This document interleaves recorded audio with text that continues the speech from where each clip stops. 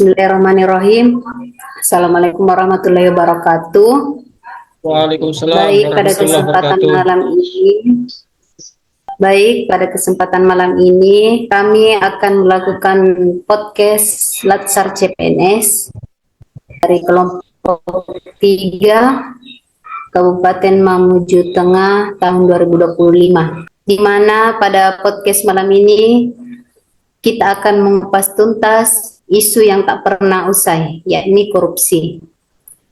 Tapi benarkah bentuknya masih sama atau sudah berevolusi dengan zaman? Bersama dengan 4 narasumber kami pada malam hari ini, kita akan membedah modus kontemporer, dampaknya, dan langkah perlawanan kita.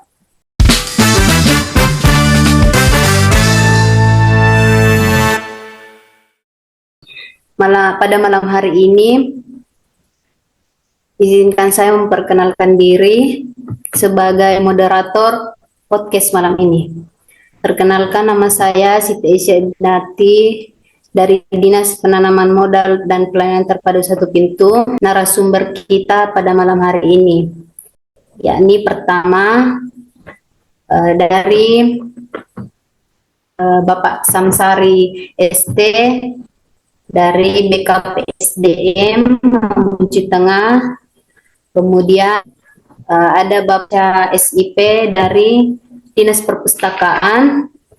Kemudian ada Ibu Sartika Eskom dari Dinas Lingkungan Hidup. Dan yang terakhir ada Ibu Siti Hardianti Rukmana SE dari Inspektorat.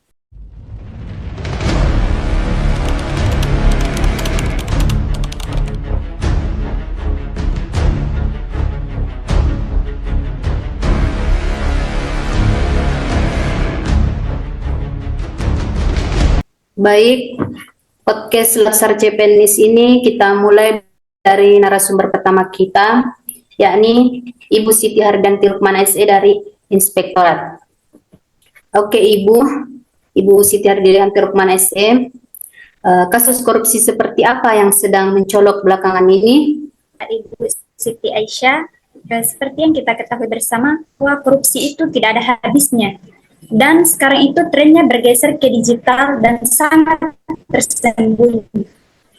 Misalnya, korupsi dengan rekayasa spesifikasi teknis yang hanya cocok untuk satu vendor.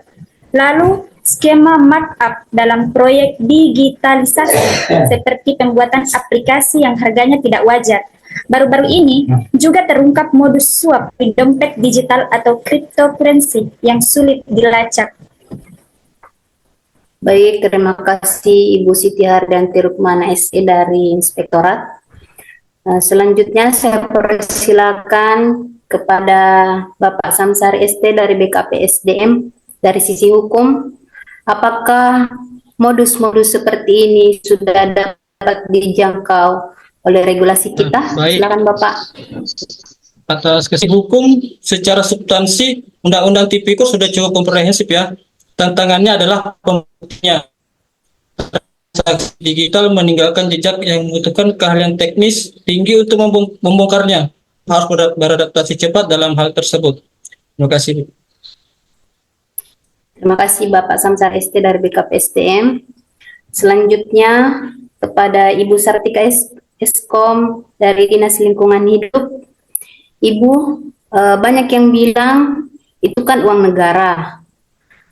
Bukan uang kita.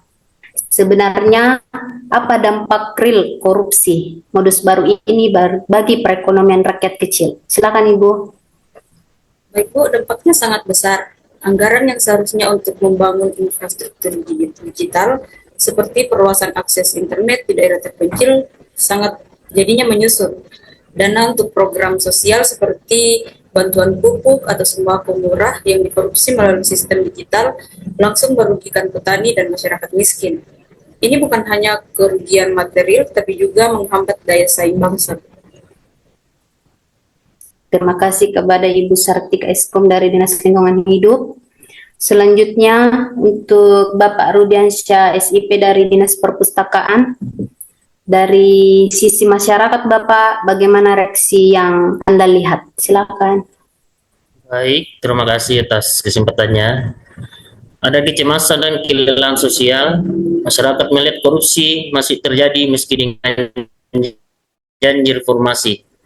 Yang paling berbahaya adalah lahirnya persepsi bahwa korupsi adalah hal yang normal, yang merusak fondasi demokrasi kepercayaan kepada Baik, terima institusi. kasih Bapak Rudiansyah SIP dari Dinas Perpustakaan. Lalu, apa yang harus dilakukan? Mari kita bahas solusinya, dimulai dari Bapak Samsari ST BKP SDM. Oke, baik. Nah, berdasarkan solusinya itu ada beberapa. Yang pertama, proses penyidik, yang dimana membentuk satuan khusus yang paham digital forensik. Yang kedua, percepatan penerapan sistem pengadaan barang jasa elektronik yang lebih transparan, misalnya dengan membuka data pengadaan kepada publik secara real time, gitu. Baik, terima kasih Bapak Samsari ST dari BKP SDM. Selanjutnya, saya berikan kesempatan untuk Bapak Rudiansyah SIP dari Dinas Perpustakaan, Bapak. Silakan. Baik, terima kasih. Saya setuju partisipasi publik kunci utama. Masyarakat harus didorong untuk menjadi saksi pelapor yang dilindungi. Platform pengaduan harus mudah diakses dan aman. Oke, terima kasih kepada Bapak Rudiansyah SIP dari Dinas Perpustakaan. Selanjutnya, saya berikan kesempatan kepada Ibu Sartika Eskom dari Dinas Lingkungan Hidup. Silakan Ibu. Dari sisi kebijakan, perlu integrasi data antar kementerian atau lembaga. Dengan big data, kita bisa membandingkan harga patokan sehingga markup bisa terdeteksi lebih dini. Terima kasih Ibu Sartika. Selanjutnya kepada Ibu Siti Hardianti Rukmana dari Ibu Siti Hardianti Rukmana dari Inspektorat, silakan. Baik, peran media juga sangat penting untuk terus melakukan jurnalisme investigasi yang mendalam dan akurat. Ini diperlukan untuk mengawal kasus hingga ke pengadilan. Oke, terima kasih untuk semua solusinya bagi keempat narasumber kita. Baik, jadi dapat kita simpulkan bahwa korupsi memang telah berevolusi dengan modus digital yang lebih canggih. Namun dampaknya tetap sama, merugikan rakyat dan menghambat pembangunan. Solusinya membutuhkan kolaborasi antara penegak hukum, pemerintah, masyarakat sipil, media, dan tentu saja kita semua sebagai warga negara. Baik Bapak Ibu semuanya, sebelum kita tutup podcast Latsar CPNS kita malam hari ini, apakah ada satu pesan singkat dari masing-masing untuk pendengar kita? Silakan. Dimulai dari Bapak Samsari ST dari BKP SDM. Ya, baik. Pesan-pesan dari saya cukup satu kalimat saja. Hukum harus adaptif, jangan sampai ketinggalan oleh kejahatan. Terima kasih Bapak. Selanjutnya untuk Bapak Rudiansyah. Baik, terima kasih. Pesan saya, jangan diam, laporkan jika ada melihat indikasi korupsi. Itu aja. Terima kasih Bapak Rudiansyah. Untuk Ibu Sartika.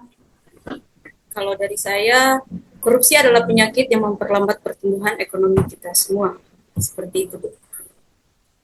Oke, terima kasih Bu Sartika. Untuk Ibu Siti Hardianti Rukmana, silakan.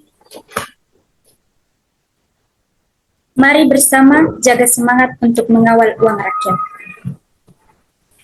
Baik, terima kasih kepada empat narasumber kita malam hari ini, kepada Bapak Samsari ST, kepada Bapak Rudiansyah SIP, kepada Ibu Sartika Eskom, dan kepada Ibu Siti Hardianti Rukmana SE. Terima kasih untuk waktu dan kesempatan pada malam hari ini. Semoga podcast Latsar CPNS dari kelompok 3 bermanfaat untuk kita semua.